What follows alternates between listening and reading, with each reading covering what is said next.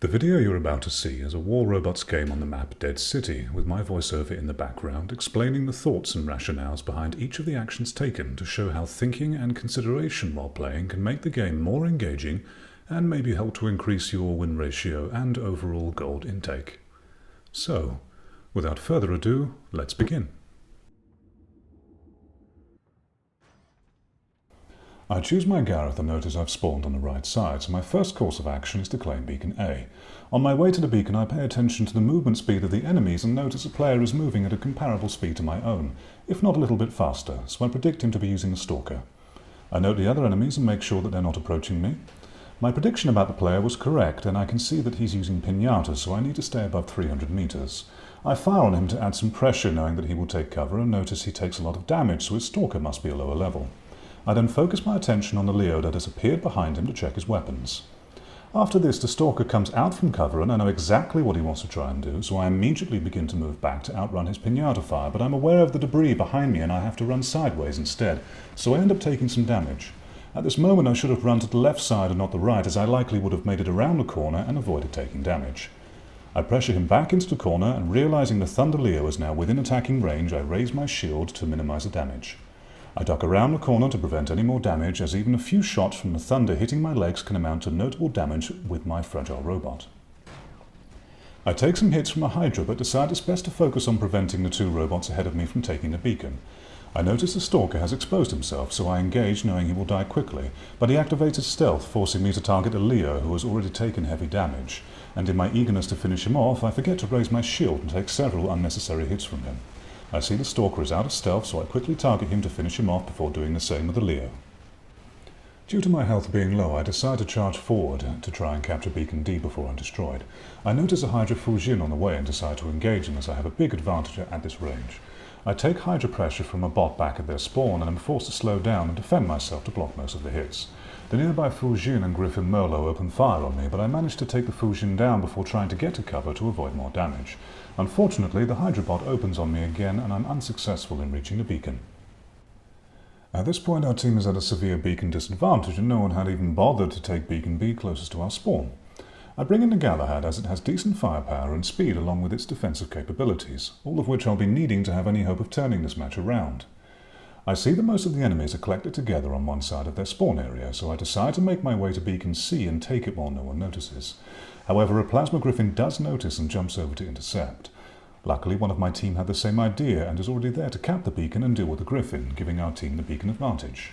However, there's still a large difference in the team life bars in their favour, and all it would take is the loss of one more beacon for a short time to almost guarantee a loss for our team.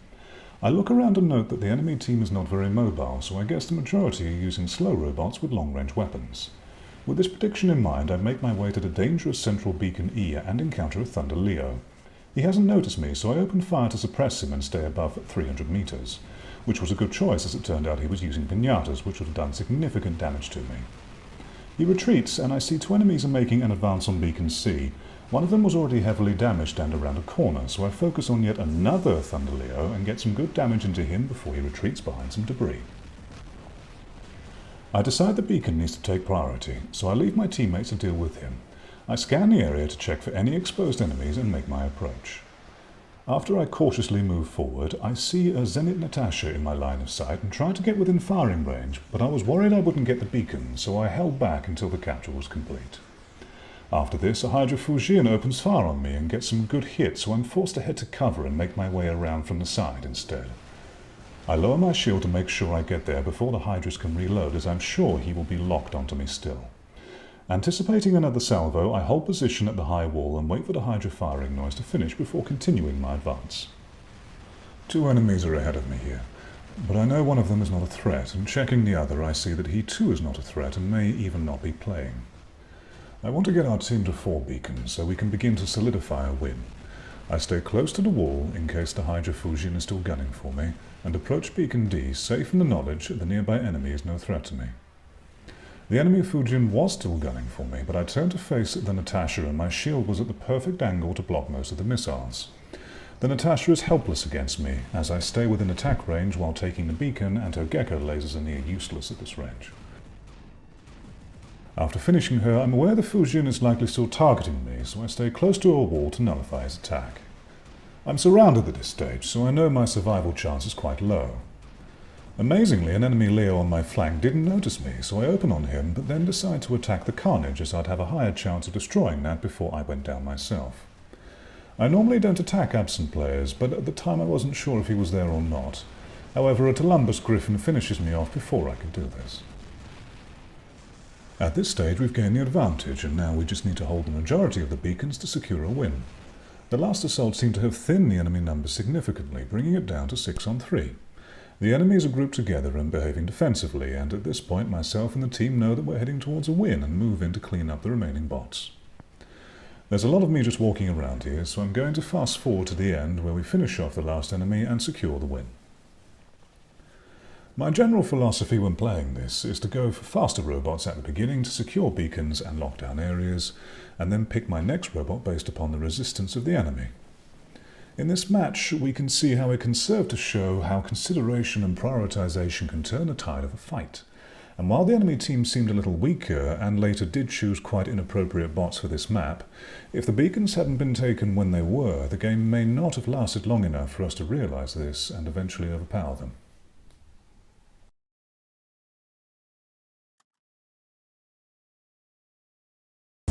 In the next clip, we're going to see how choosing your battles carefully can result in great survivability while still being able to influence the behavior of the enemy team to your advantage. Begin again in my Gareth and have spawned on the very right side once more. I head towards Beacon B and immediately notice a Fury, Rogatka and another Gareth. The Fury already has me concerned because if he's using 3 tridents, then one salvo can see me completely destroyed. As I get closer, I see he's using trebuchets, so I can take the beacon at the very least. He tracks me, and I wait expecting to be blasted, but he decides my shield is not worthy of his damage. Making sure I keep my shield facing him, I retreat back to assist my teammates in holding Beacon C. However, I couldn't get a good angle on the enemy there, and instead decide the trebuchet Fury is a big enough threat to my teammates that it must be dealt with. I decide to try and sneak around to his left side to destroy, damage, or at the very least distract him for a while to give my team some breathing space. As I approach, I see another Fury in the distance, but I think it's the same one I saw earlier. However, I quickly realize this is a second Fury equipped with tridents, and my plan to flank the trebuchet Fury just went out the window. The simple presence of the trident Fury is enough to make me completely abandon risking an approach.